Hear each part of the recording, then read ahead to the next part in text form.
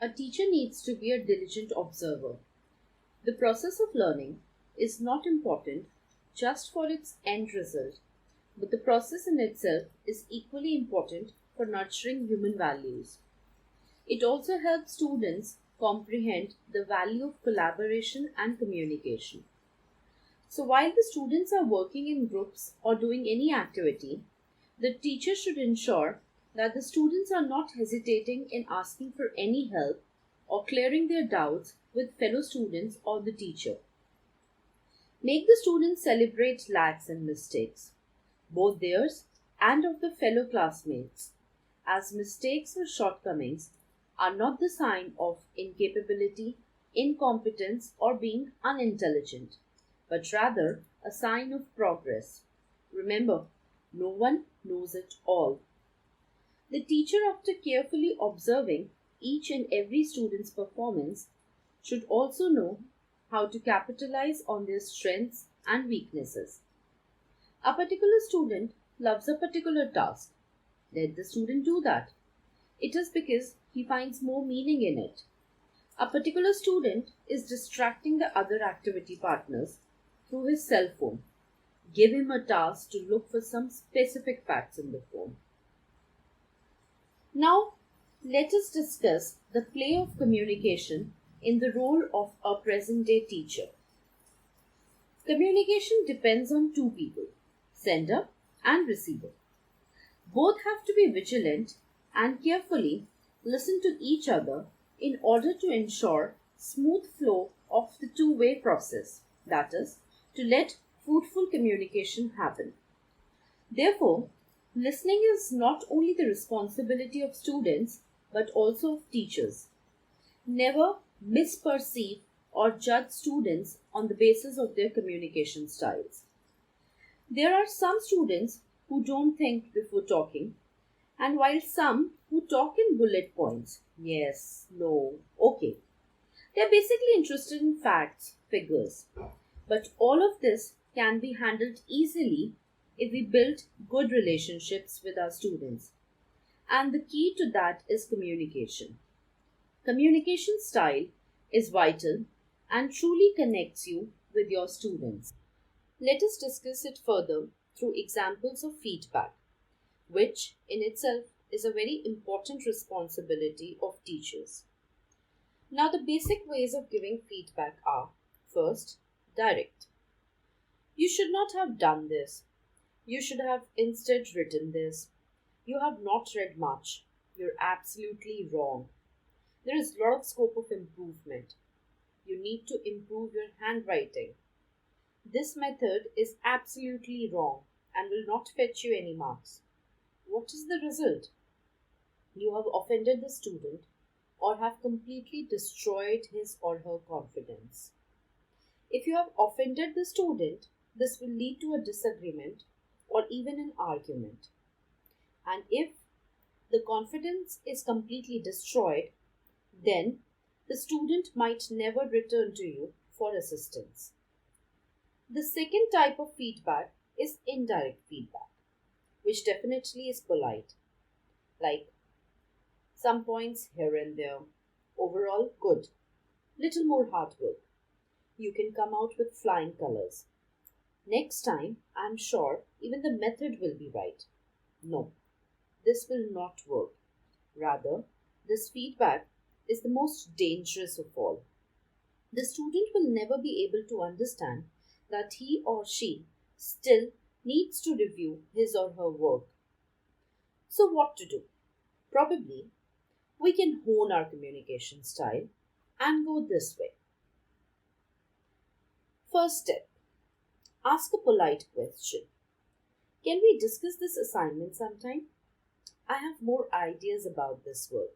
Can I share them with you? Remember, let your students own their learning. They are not kids.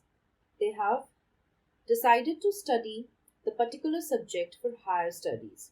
And we all, as teachers, know our young adult students like choices. With the suggested questions, they will get a feeling of autonomy and a sense of equality. Now comes the second step: be specific. For example, if it is about language, don't say it's wrong or a bad way of writing. Rather, point out the particular sentence and correct it. By doing this, the student will get to know where to improve and what to improve. Third, tell the student the larger consequences of his or her mistake. For instance, how just one step led to the entire sum getting wrong, or just a simple tense mistake changed the meaning of the entire answer. Fourth and last, don't miss to ask for their opinion. Stir their mind to understand their mistake and rethink their answer. Students like to be equal participants, and these four steps will convert the feedback into healthy one and will make it one-to-one discussion for the students. Right way of communication helps a teacher to not only connect with the students but also leads to effective learning and motivating environment for the students. Now, when it is about motivation and inspiration, the role of a teacher as a mentor, counselor, and friend in a student's life cannot be missed. But before we discuss this role, let us dwell on our shortcomings in a classroom. First, at times we get too emotionally involved with our students, and this sometimes even makes us biased. Sometimes it is hard to be patient after a particular point. Comparison between the students becomes unavoidable at times. Time constraint. We have a personal life too, and it needs time. So at times we are not able to give time to our students even when we want to. Students at times become target of our anger, that is because of someone else. Sometimes self-motivation levels drop or everything seems worthless. Nonetheless, it is also a fact that these are teachers' common shortcomings. We all keep experiencing them, yet we have been creating bonds that last forever with our students. Teacher-student connections are beyond constraints. We just need to remember that we all have low points in our life, and that is what life is all about, ups and lows. Also, the same fact can help us understand that the above shortcomings are not teacher specific but common human problems. It is our responsibility to understand that our students also have their own difficult times. Their extreme behaviors like anxiety, fear, violence, anger, disinterest, rigidity, resistance stem from the feeling of being stuck or some kind of stagnation. In such times of hardships, we need to enact various roles of a counselor, a mentor, a guide. Building an environment of trust in the classroom is the foremost thing that a teacher should do. This inculcates a sense of mutual care and trust in the students. We lie only when we know that the truth will not be accepted. So, a student should feel free and comfortable to share his or her opinions. Be friends to your students. A relaxed atmosphere intensifies learning.